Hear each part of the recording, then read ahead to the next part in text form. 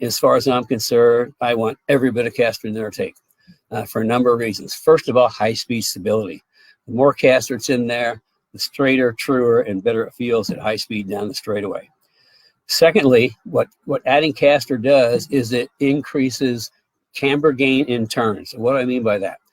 Well, as you turn the wheel with a lot of caster, the outside tire, okay, will start to gain negative camber. The inside tire will gain positive camber. So as you go through a corner, your tires are going like this, which only makes sense to get more camber on the outside and more and less and negative or positive camber on the inside. So that's that's one of the advantages of caster. The other is it actually helps in anodive a little bit. The guys that are in our speed therapy academy know what I'm talking about, because we went through the whole geometry, the front of my front grip kit for S197s, and how that all the things that caster impacts in a good way. So I mean, it's the more caster the better. I run every bit there is. Like I say, S197 and 550 cars, we have caster and camber adjustment. But for Fox SN95, I took a little bit different approach. Because we were using caster camber plates, all I ever did was put in maximum caster. So I started thinking about it, and what I ended up doing is creating a product called Caster Plus. Now, what it is, it's a camber plate, and the only adjustment is camber. The reason for that is we move the top of the strut back as far as it will go.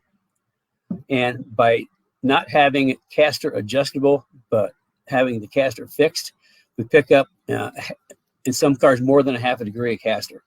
So having it fixed, that's one less thing to adjust. Plus, we're picking up more caster with Caster Plus, and so the only thing we have left to adjust is the camber.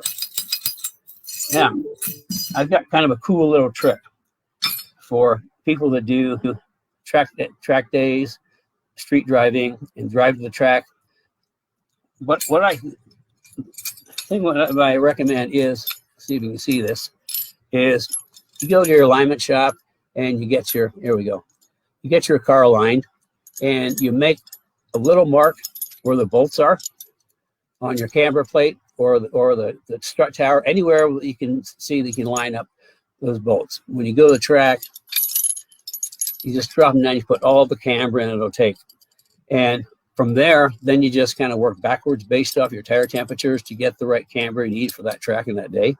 And then when you're all done, you just loosen it up and put it right back and line the marks up, and boom, you're right back to the street alignment and don't even have to do anything. Don't have to go to the alignment shop. So that's kind of a little trick that I tell everybody to do. It just makes life so much easier.